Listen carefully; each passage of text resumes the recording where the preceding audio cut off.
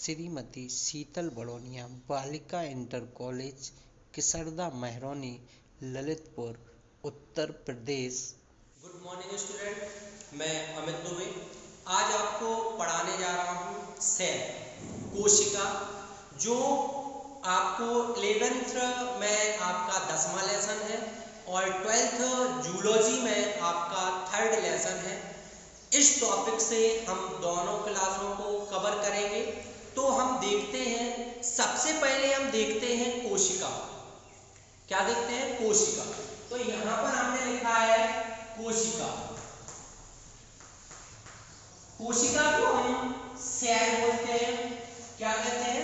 Cell कहते हैं। तो सेल के बारे में हम समझेंगे कि सेल है क्या, सेल किसे कहते हैं, कोशिका किसे कहते हैं। तो जो कोशिका है, कोशिका जीवन की संरचनात्मक एवं क्रियात्मक इकाई है। कोशिका क्या है? कोशिका जीवन की संरचनात्मक एवं क्रियात्मक इकाई है। तो यहां पर हम इसकी परिभाषा लिखेंगे। कोशिका जीवन की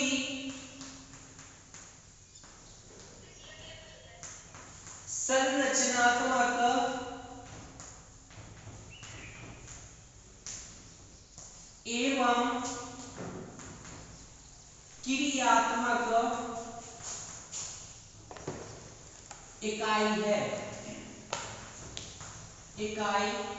है।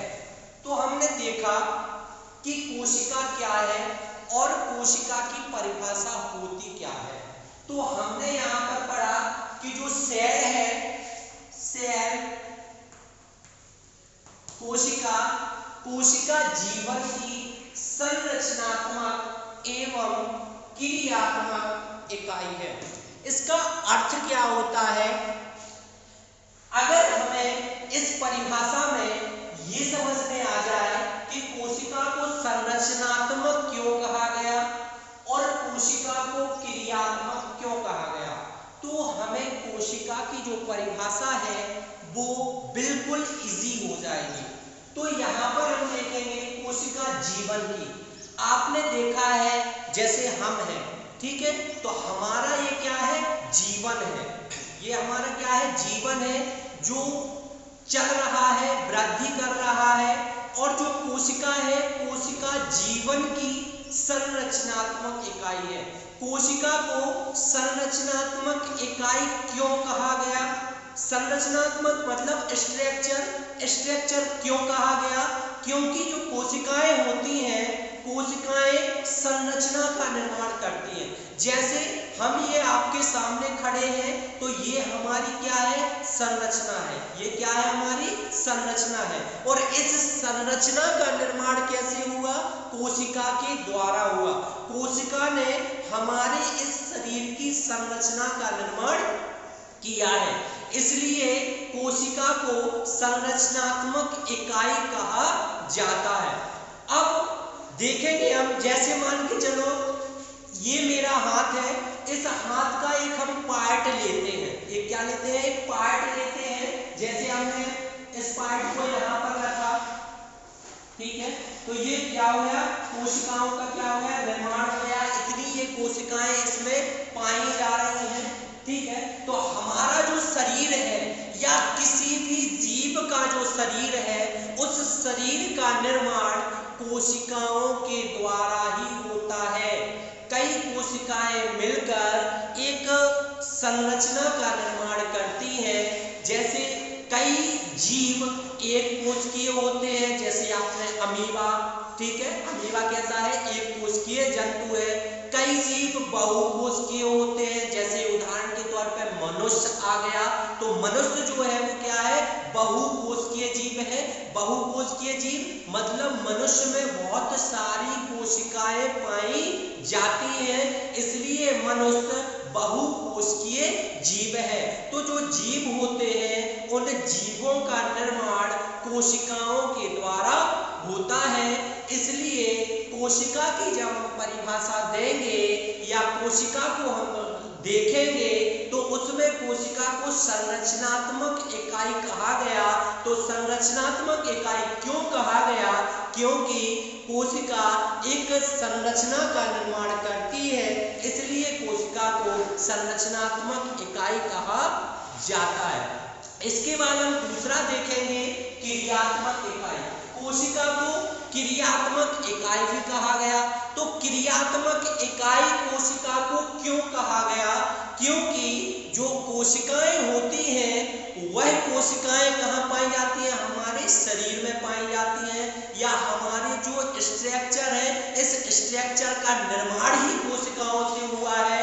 तो कोशिका को क्रियात्मक इकाई इसलिए कहा जाता है क्योंकि कोशिकाएं जीवन से संबंधित जितनी भी जैविक क्रियाएं होती हैं वह जैविक क्रियाएं कोशिकाएं ही करती है, इसलिए कोशिका को क्रियात्मक इकाई कहा जाता है। क्रियात्मक इकाई। अब आप कहोगे जैविक क्रियाएं क्या कहलाती हैं? जैविक क्रियाएं कहते किसे हैं? क्योंकि हमने परिभाषा में आप लोगों को बताया है कि कोशिका को क्रियात्मक इकाई कहा जाता है। तो कोशिकाओं को क्रियात्मक इकाई इसलिए कहा जाता है क्योंकि कोशिकाएं जैविक क्रियाएं करती हैं। हमारे शरीर में जो कोशिकाएं पाई जा रही हैं वो क्या करती है? जैविक क्रियाएं करती हैं। जैविक क्रियाएं, देखो परिभाषा उसके नाम से ही बन रही है। जैविक क्रियाएं, जीने के लिए जो क्रियाएं की जाती हैं उसे हम जैविक क्रियाएं कहते हैं। अब आप कहोगे कि जीने के लिए कौन सी क्रियाएं की जाती है? अब जीने के लिए सब बता सकते हैं, जैसे हम सांस को ले रहे हैं या छोड़ रहे हैं, तो ये क्या है? जैविक क्रिया है। क्या है? जैविक क्रिया है। अगर हम सांस को लेना बंद कर दें तो हम जीवित रहेंगे? बिल्कुल भी नहीं रहेंगे। तो ये क्या है? एक जैविक क्रिया है। श्वसन, पाचन, उत्सर्जन, जनन इत्यादि ये क्या होती है? जैविक क्रियाएं होती हैं जो हमारा शरीर करता है, या हमारे शरीर में या हमारी संरचना में जो कोशिकाएं पाई जाती हैं वह ये जैविक क्रियाएं करती हैं।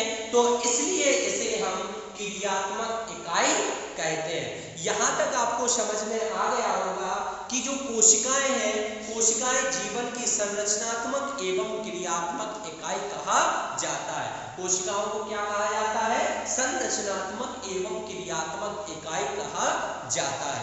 इसके बाद आपका आता है कोशिका की खोज, डिस्कवरी ऑफ सेल। अर्थात कहने का तात्पर्य ये है कि इसमें आपको ये जानना बहुत जरूरी है कि जो कोशिकाओं का खोज हुई है या कोशिकाओं की जो खोज हुई है, डिस्कवरी हुई है, उस डिस्कवरी किसने की या कोशिकाओं की खोज किसने की?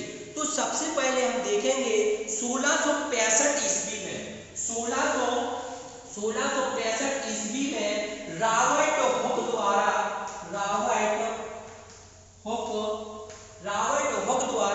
कोशिका की खोज हुई थी। 1665 ईस्वी में सर्वप्रथम रॉबर्ट हुक ने कोशिका की खोज की थी। लेकिन क्या हुआ कि जो रॉबर्ट हुक द्वारा खोजी गई कोशिका थी वह एक डेथ सेल थी, मृत कोशिका थी। मृत कोशिका क्यों थी? तो उसको भी हम बताए दे रहे हैं आप लोगों को। मृत कोशिका इसलिए थी कि इनने सिर्फ एक कॉर्क में एक मधुमक्खी का छत्ता देखा था। उस छत्ते में एक कोष्ठ को निकाला था। एक कोष्ठ को उनने क्या कहा था? कोशिका कहा था। लेकिन इस कोष्ठ में ना तो जीव द्रव्य था, ना ही किसी प्रकार के जीवाणु थे। इसलिए इनकी कोशिका कैसी हो गई थी? मृत कोशिका हो गई थी। जीव द्रव्य जो है, जीव द्रव्य एक जीवन का भौतिक आधार है।